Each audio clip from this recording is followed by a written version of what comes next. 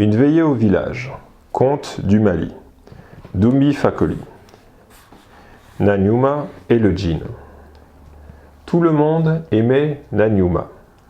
Affable, généreuse, disponible, respectueuse, Nanyuma était également incapable de colère et de malhonnêteté.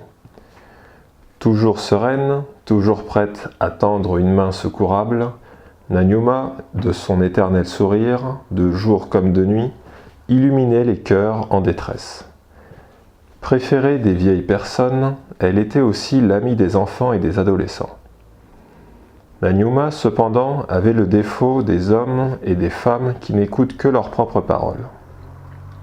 Non loin du village coulait une rivière aux eaux savonneuses où les jeunes filles allaient laver le linge de la famille.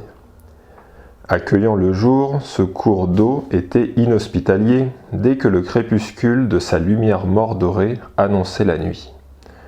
Aucun des garçons audacieux, aucune des jeunes filles écervelées, qui s'étaient aventurés aux heures interdites, n'était revenu pour raconter aux vivants ce secret que nul n'avait encore percé.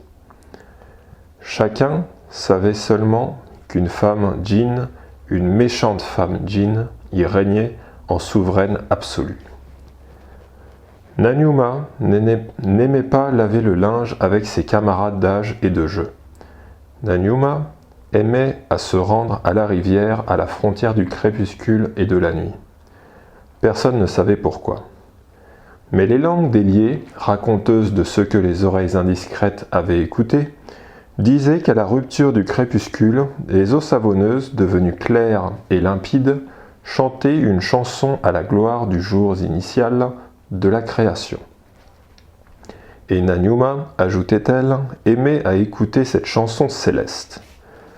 La mère de Nanyuma avait interdit à Nanyuma de visiter la rivière lorsque vieillissait la lumière solaire. Son père lui avait interdit de la visiter quand naissait la lumière lunaire. Ses grands-mères, ses tantes, ses oncles, ses frères, ses sœurs, ses amis l'avaient également mise en garde. Mais sourde comme la mort, Nanyuma ferma son cœur à toutes ces recommandations. Un soir, alors qu'il ne restait à Nanyuma qu'un dernier pagne à rincer, une femme s'installa à côté d'elle et commença à laver une camisole.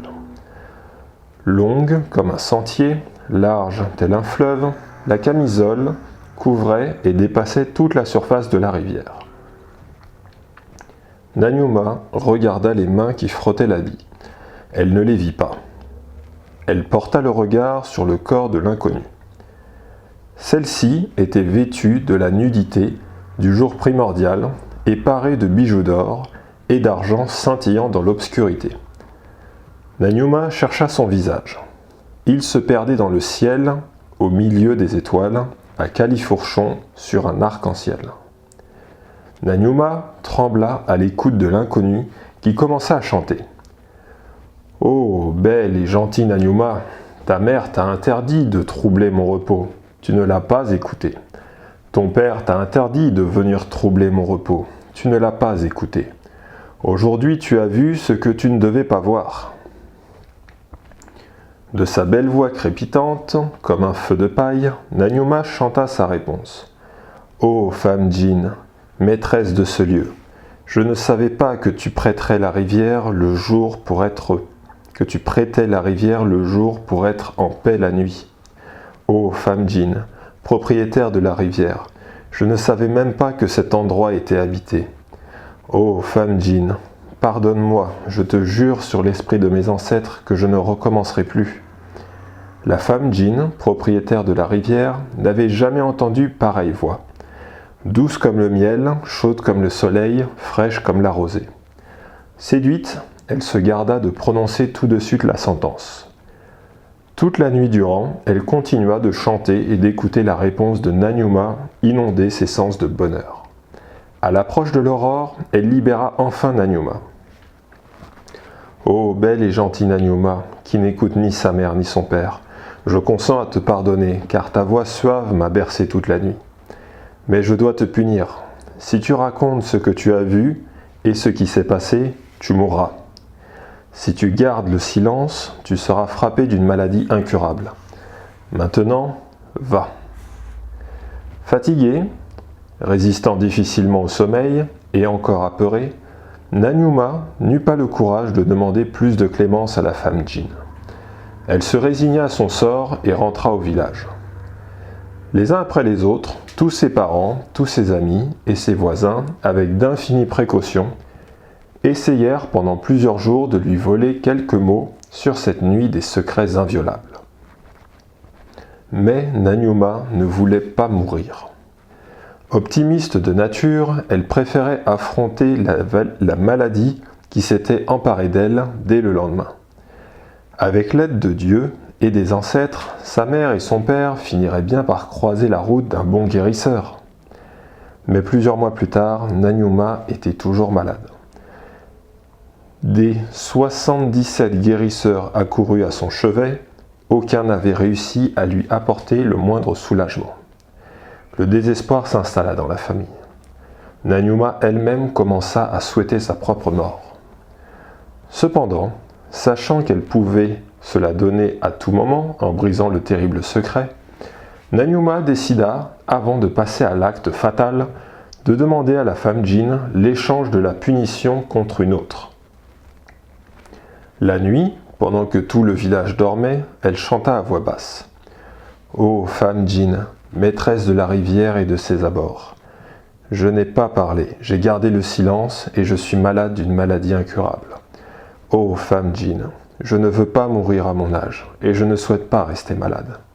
Pardonne ma faute et reprends cette punition contre une autre. » Irrésistible, la voix de Nanyuma fut à nouveau sur la femme djinn l'effet d'un charme. Une forme lumineuse envahit la chambre, se densifia peu à peu et se transforma en une magnifique femme.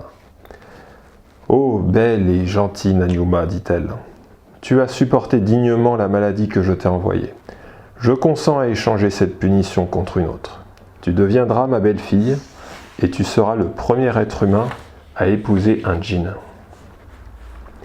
Ainsi, chaque fois que je le souhaiterai, tu pourras me bercer de ta belle voix. Acceptes-tu, belle et gentille Nanyuma ?»